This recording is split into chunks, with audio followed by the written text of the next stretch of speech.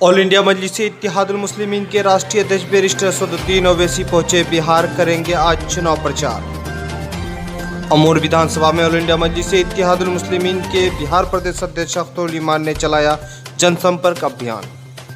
किशनगंज में एमआईएम विधायक कमरुल हुदा द्वारा उदगारा पंचायत में जोरदार स्वागत। बिहार में एमआईएम के चुनाव प्रचार में कोचाधामन विधानसभा की झारासपी की ऐतिहासिक रैली सोशल मीडिया में सुर्खियों पर।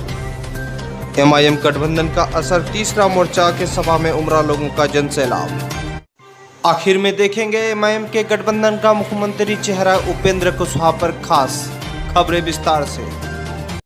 ऑल इंडिया मजलिस इत्तेहादुल मुस्लिमीन के राष्ट्रीय अध्यक्ष बैरिस्टर असदुद्दीन ओवैसी पटना पहुंच चुके हैं, साथ ही साथ आज चुनाव प्रचार करेंगे। आपको जानकारी देते हुए बता दें कि बिहार में इस वक्त गठबंधन है और तीसरे मोर्चा जेडीएसएफ का है, और जिसमें ऑल इंडिया मजलिस इत्तेहादुल मुस्लिमीन आज अपने गठबंधन के साथ इन जगहों में चुनाव प्रचार करेंगे। सबसे पहले भभुआ, बक्सर, दिनारा, नोखा, अखल, ओबराइस, ये कई विधानसभा में आज चुनाव प्रचार करेंगे और लेंगे। आपको हम बता दें कि कल 25 तारीख है और कल मुंगेर, तारापुर, सुल्तानगंज, बांका, इन जगहों में चुनाव प्रचार करेंगे और ख़ासतौर पर एमआईएम के जो गठबंधन है उनके साथ एक बड़ी रैली में भी हिस्सा लेंगे। इस वक्त बिहार की राजनीति में एक बड़े बदलाव की उम्मीद है और बैरिस्टर असदुद्दीन ओवैसी इस गठबंधन को लेकर के यहाँ पर काफ़ी सुर्खियों में है। अगर कहा जाए तो इस बार तीसरे फ्रंट जो है, जब से गठबंधन किए हैं ऑल इंडिया मजलिस इत्तेहादुल मुस्लिमीन, तब से बिहार में एमआईएम काफ़ी मजबूती की ओर बढ़ रहा है। फिलहाल आज असदुद्दीन ओवैसी साहब कई जगह चुनाव प्रचार में निकलेंगे। भभुआ, बक्सर, दिनारा, नोखा और अखल, ओबरा, इन जगहों में जाएंगे और चुनाव प्रचार करेंगे और एक बड़ी रैली में हिस्सा लेंगे। बिहार में ऑल इंडिया मजलिस इत्तेहादुल मुस्लिमीन का गठबंधन का मुख्यमंत्री चेहरा उपेंद्र कुशवाहा है। उपेंद्र कुशवाहा इस वक्त चुनावी सभा में व्यस्त है। आपको खास स्पीच उपेंद्र कुशवाहा का दिखाएंगे। उससे पहले बता दें, बिहार के प्रदेश अध्यक्ष जनाब अख्तरुल ईमान साहब का ताबड़तोड़ दौरा अपने निर्वाचन क्षेत्र अमोर के दौरे पर हैं। लगातार लोगों से जनसंपर्क बना रहे हैं, लोगों से काफ़ी मोहब्बत और प्यार भी मिल रहा है। आपको बताता चले कि एआईएमआईएम के बिहार के प्रदेश अध्यक्ष जनाब अख्तरुल ईमान साहब अमोर विधानसभा से नॉमिनेशन करके चुनाव लड़ने की तैयारी में है और चुनाव के मैदान में है। इससे पहले अख्तरुल ईमान साहब लोकसभा के चुनाव लड़े थे इसी क्षेत्र से, जहाँ से उनको 2,95,000 वोट मिला था। बैरिस्टर अलहाज असदुद्दीन ओवैसी साहब के हुक्म की तामीर करते हुए जनाब अख्तरुल ईमान साहब चुनाव के मैदान में और लोगों से वोटों की अपील कर रहे हैं। आपको बता दें कि पिछले लोकसभा चुनाव में जो हवा चली थी उस संभवतः उसको बरकरार रखते हुए अब लोगों का ये मानना है कि हमने लोकसभा में एमआईएम को वोट नहीं दिया था, लेकिन विधानसभा में हमें अख्तरुल ईमान जैसा नेता चाहिए। और लगातार लोग एक तरफ होते जा रहे हैं और लगातार लोग एकजुट होकर के एमआईएम की तरफ गोलबंद होते जा रहे हैं। इसको देखकर विरोधियों में काफ़ी खलबली मचा हुआ, खासतौर से कांग्रेस खेमे में बेचैनी का आलम है। आप देख सकते हैं वीडियो के अंदर किस तरह से बूढ़े बुजुर्ग नौजवान लोग अख्तर साहब को दुआ दे रहे हैं, अख्तर साहब से खुश से मिल रहे हैं और अख्तर साहब को यह आश्वासन दिला रहे हैं कि यकीनन इस बार हम लोग आपको जीत का सेहरा अमोर के यहाँ से ज़रूर पहनाएंगे। बता दें, लोगों का ये कहना है कि एमआईएम के आप बिहार के सदर हैं, आपने कोचाधामन से विधानसभा लड़ा, आपने लोकसभा लड़ा, लेकिन जीत की पगड़ी आपके सर पर इस बार अमोर के ही लोग देंगे। आने वाला वक्त बताएगा। फिलहाल मैं आपको बता दूं कि एक चीज़ें अख्तरुल ईमान साहब के चुनाव के मैदान में आने से ख़त्म हुई है। वो चीज़ें ये है कि जो अमोर विधानसभा में कुलैया सुरजापुरी की राजनीति होती थी, उसको अख्तरुल ईमान साहब ने ख़त्म करके सीधे तौर पर सियासत को सियासी अंदाज में लाने का भरपूर कोशिश की। क्यों आप देख सकते हैं कि अमोर किस तरीके से बदहाल है, चौतरफ नदियों का जाल है, फंसे हुए मकानात है, घर है, लोग बर्बाद और बेहाल है और यहाँ का विधायक मस्त और मगन में पड़े हुए। ऐसे समय में अख्तरुल ईमान साहब का यहाँ चुनाव लड़ना सोने पर सुहागा है। लोगों के लिए एक अवसर है, एक मौका है कि इस बार अख्तरुल ईमान साहब को भारी मतों से जिता करके बिहार के विधानसभा में पहुँचाएंगे ताकि अमोर की रहनुमाई की जा सके, अमोर जो बदहाल है इनकी बदहाली को दूर किया जा सके।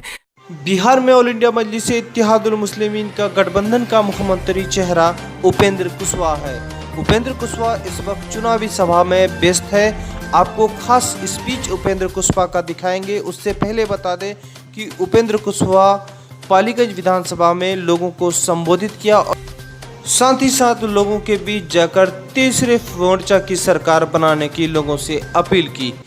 आदरणीय नरेंद्र मोदी जी उस समय कहते थे कि हम बिहार में जब हम सत्ता में जाएंगे तो बिहार के लोगों के लिए पढ़ाई, दवाई और कमाई का इंतजाम इसी बिहार में करेंगे, हमको दीजिए मौका।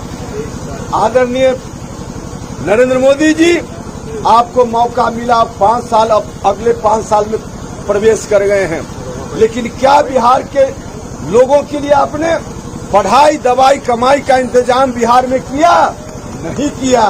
आज भी नीतीश कुमार जी भी 15 साल से हैं, पहले वाले भी 15 साल उन्होंने चलाया, लेकिन गांव के गरीब लोगों के लिए न तो पढ़ाई का इंतजाम, न दवाई का इंतजाम और न नौजवानों के लिए, मजदूर भाइयों के लिए रोजगार का इंतजाम हो पाया। किस तरह से अभी कोरोना के समय में किस तरह से महिलाएं बच्चा गोद में लेकर पैदल चलकर हजारों किलोमीटर से आ रही थी, देखकर आंख में आंसू आ जाता था। तो आगे किसी तरह से लोग, लेकिन दुर्भाग्य है कि आखिर पेट को भी चलना है, जीवन को भी चलना है। अभी कोरोना का संकट बढ़ा है, लेकिन जो लोग लौट कर आए, पैदल आए, अधिकांश लोग फिर मजदूरी करने के लिए अपनी जान को जोखिम में डालकर फिर वापस भी हो गए उन्हीं प्रांतों में, क्योंकि यहाँ भूखे मरना है, कोई रोजी रोटी का इंतजाम नहीं, नौजवानों के लिए कोई रोजगार का इंतजाम नहीं है। कहा था उस वक्त नरेंद्र मोदी जी ने, पढ़ाई, दवाई, कमाई नहीं हुआ, न उनसे हुआ न उनसे हुआ, और जब नहीं हुआ तो आज बदलाव की जरूरत है कि नहीं जरूरत? बदलाव की जरूरत है कि नहीं? हम आपसे कहने आए, उन लोगों की बातों में आ जाइएगा तो फिर आपके बाल बच्चों की तकदीर नहीं बदलेगी। अगर उनकी बातों में आ जाइएगा तो गरीब आदमी बीमार पड़ेगा, दवा के अभाव में दम तोड़ता रहेगा। नौजवान मित्रों, आपके लिए रोजगार का इंतजाम नहीं हो पाएगा। जो शिक्षक बंधु होंगे, अच्छे शिक्षक भी हैं, अच्छे शिक्षक भी हैं, स्कूल में जो भी शिक्षक बहाल हैं, पढ़ाई लिखाई अच्छी नहीं हो रही है। इसके पीछे एक बड़ा कारण है कि मास्टर साहब अब सुप्रीम कोर्ट, हाई कोर्ट की दौड़ लगाए कि बच्चों को पढ़ाने का काम करें। मास्टर साहब को समय पर वेतन नहीं मिलता, समान काम के लिए समान वेतन। हम इस बात के हितैषी रहे, शिक्षक जब तक परेशान रहेंगे तब तक बच्चों की पढ़ाई लिखाई स्कूल में नहीं हो सकती। तो शिक्षकों के सवाल को भी सुलझाने का काम करना है। आपने मौका दिया, हर तरह से शिक्षा की व्यवस्था को दुरुस्त करने का काम किया जाएगा। इसलिए आप लोगों से कहने आए, बदलाव जरूरी है, अपने लिए, आपके लिए बदलाव जरूरी है। और 15 साल यदि बड़े भाई को आपने दिया, कुछ नहीं किया, मंझले भाई को भी 15 साल दिया, कुछ नहीं किया, तो छोटे भाई को 5 साल तो कम से कम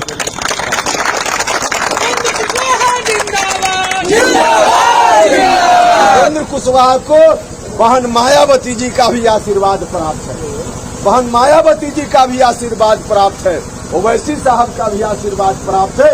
इसलिए आपका आशीर्वाद प्राप्त करने के लिए हम आए। आपका आशीर्वाद मुझको चाहिए, और आपका आशीर्वाद रणविजय बाबू के माध्यम से होना चाहिए। यहाँ जो लोग भी चुनाव मैदान में हैं, दूसरे लोग जीत कर जाएंगे तो फेल, जो लोग पहले से फेल विद्यार्थी हैं उनका जिंदाबाद करेंगे, उनका जिंदाबाद करेंगे। उधर वाले करें चाहे उधर वाले करें, लेकिन अगर आप पंखा छाप पर रणविजय बाबू को भेजिएगा तो उपेंद्र कुशवाहा को ताकत मिलेगी। इसलिए आप सब लोगों से आग्रह, इधर उधर की बात मत सोचिएगा, सीधा अपने बाल बच्चों की तकदीर को ध्यान में लाइएगा। और चुनाव चिन्ह है पंखा छाप, पंखा छाप से आप लोग पहले से परिचित हैं।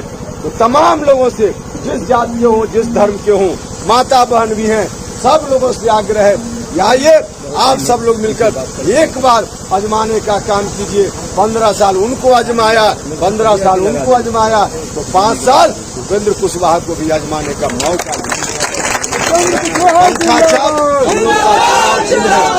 उम्मीदवार रणविजय सिंह जी हैं। रणविजय सिंह जी भी पूर्व परिचित है, पंखा छाप भी पूर्व परिचित है आपके लिए, और उपेंद्र कुशवाहा भी पूर्व परिचित हैं। इसलिए एक बार मौका दीजिए। सब लोगों से आग्रह है कि 28 तारीख को मशीन पर पंखा निशान को देखिए और सब लोग मिलकर के उस निशान के सामने के बटन को दबाइए और एक बार 5 साल का मौका दीजिए।